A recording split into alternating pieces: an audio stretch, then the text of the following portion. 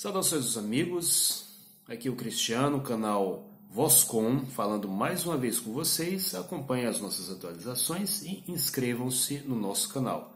Cada dia cresce, tem mais visualizações e mais adeptos graças ao trabalho de pessoas como vocês, que divulgam o nosso canal, que estão sempre acompanhando, né, o nosso feed de notícias.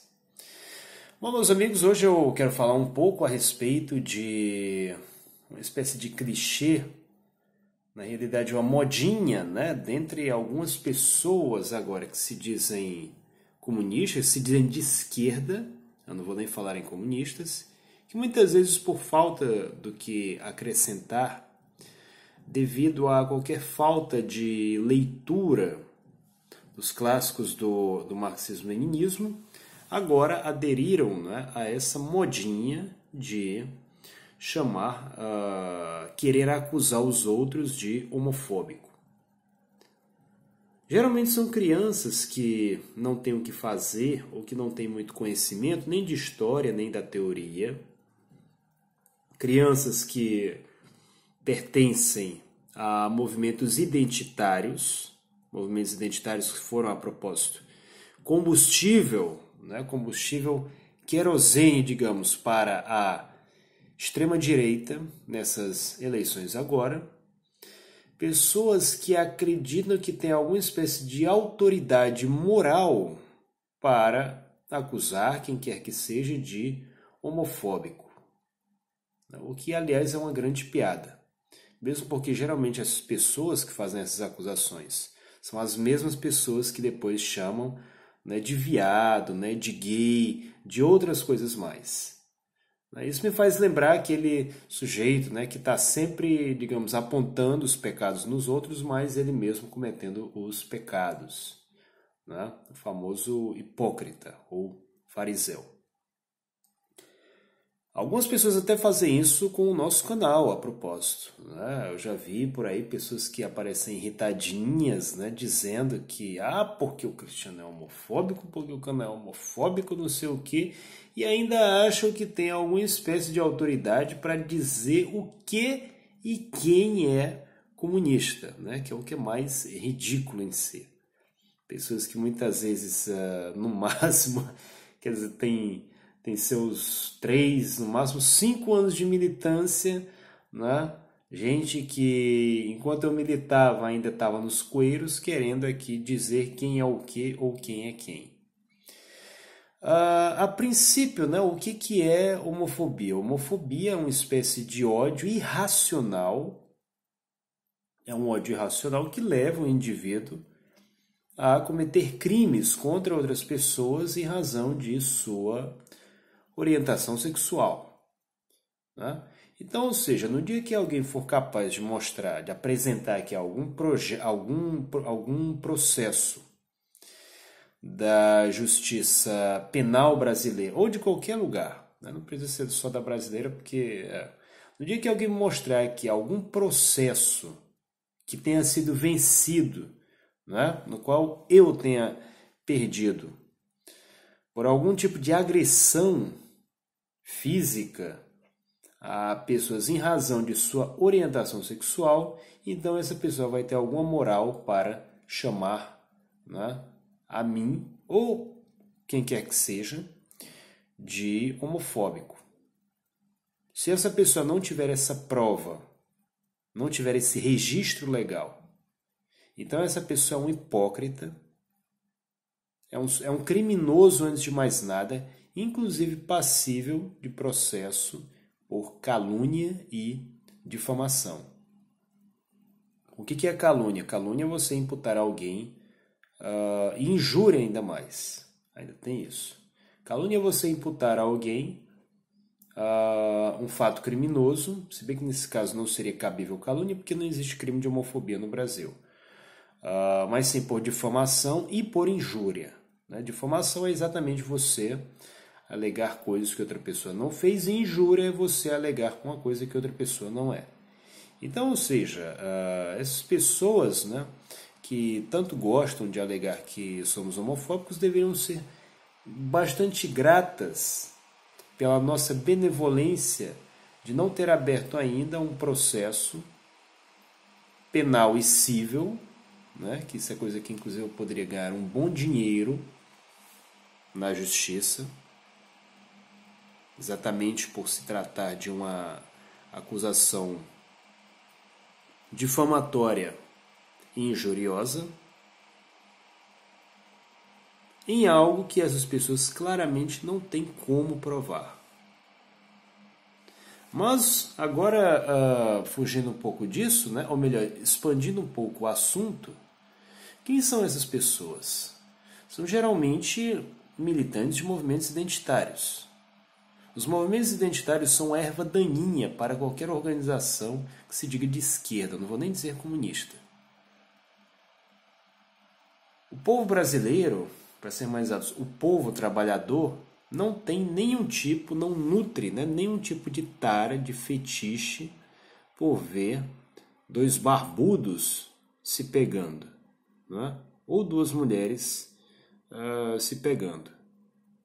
Se bem que pelo menos o segundo tópico tem homem que gosta, né? Apesar de que eu, na época da faculdade, eu vi muito jovem, né, que diz, porque rapaz, que legal, mulher com mulher e tal. E eu sempre digo, não, que isso aí pra mim não tem nada legal, rapaz. Bom, pra mim é mulher comigo.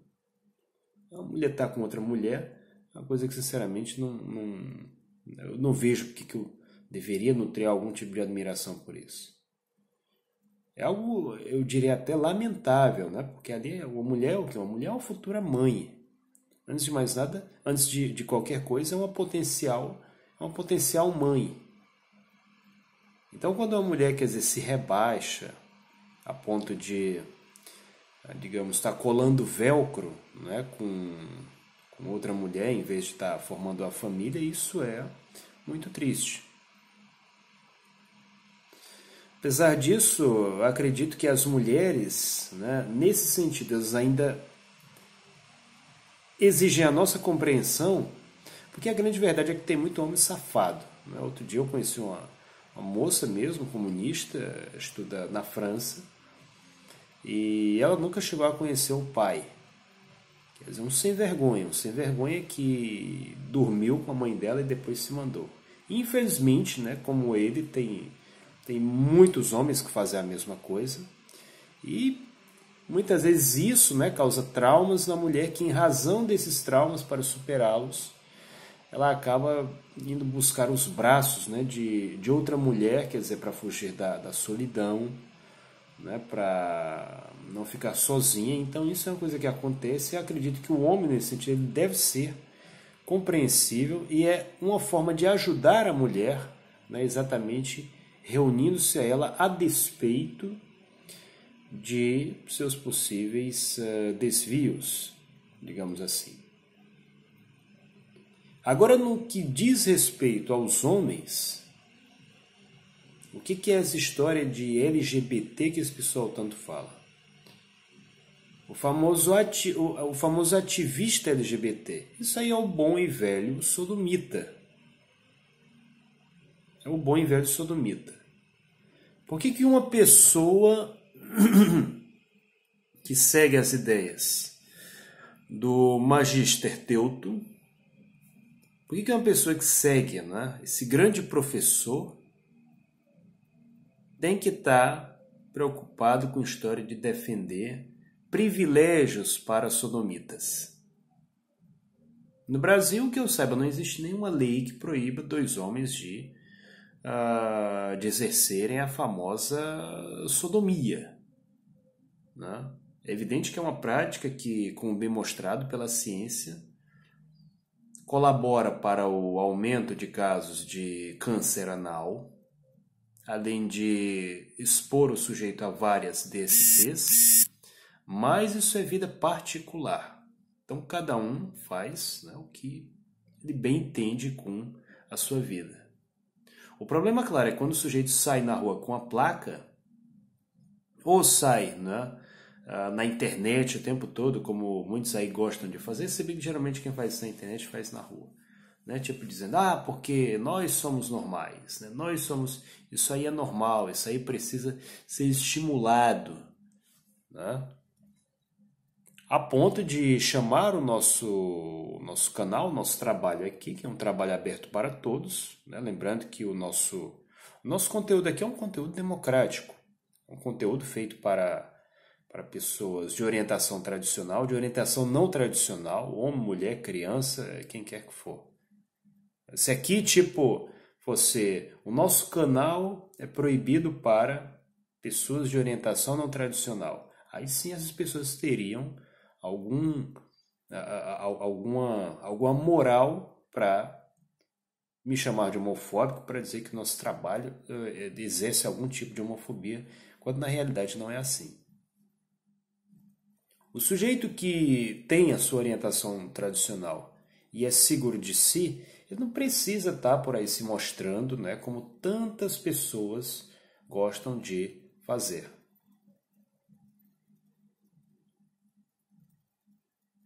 A sodomia é uma prática exclusivamente com fins lúdicos, senhores. Com fins lúdicos. Enquanto o sujeito faz isso aí na sua intimidade, isso aí é problema dele. Agora, quando ele quer transformar isso aí em política, ou doutrinar pessoas nas universidades, como por exemplo na Universidade da Bahia, né, um dos nossos colaboradores enviou essa semana vídeos chocantes que mostram professores doutrinando seus alunos na Universidade Federal da Bahia, quer dizer, numa universidade pública, ou seja, com dinheiro público, com doutrinas coloridas.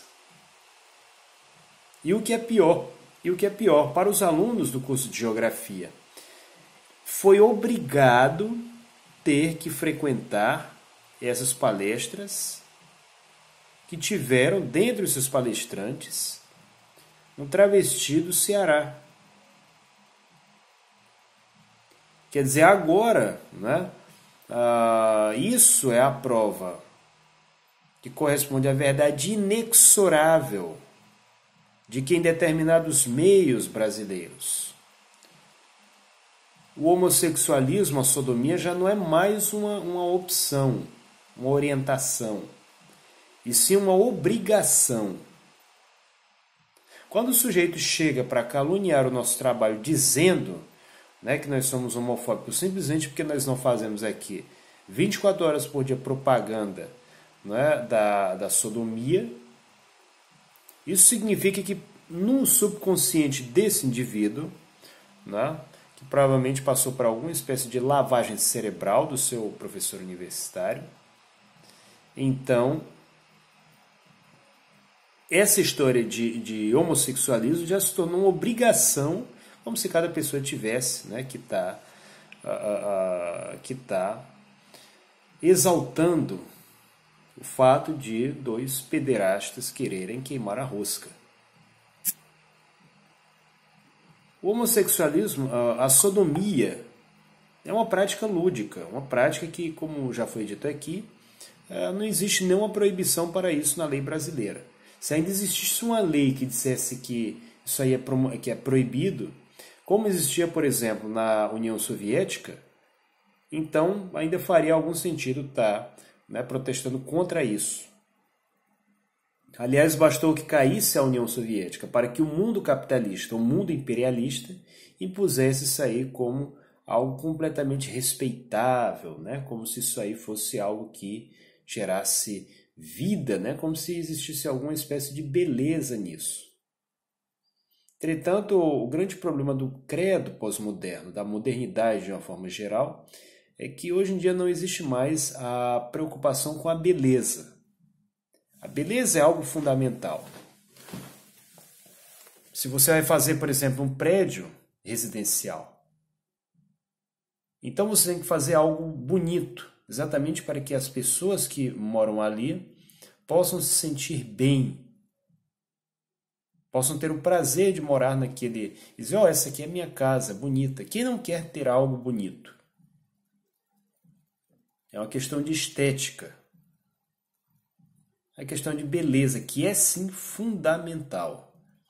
O grande problema é que hoje, né, isso diz respeito também ao mundo das artes, hoje em dia qualquer porcaria que você deixe cair no chão, como isso já aconteceu em museus, inclusive. Então eles chamam de arte.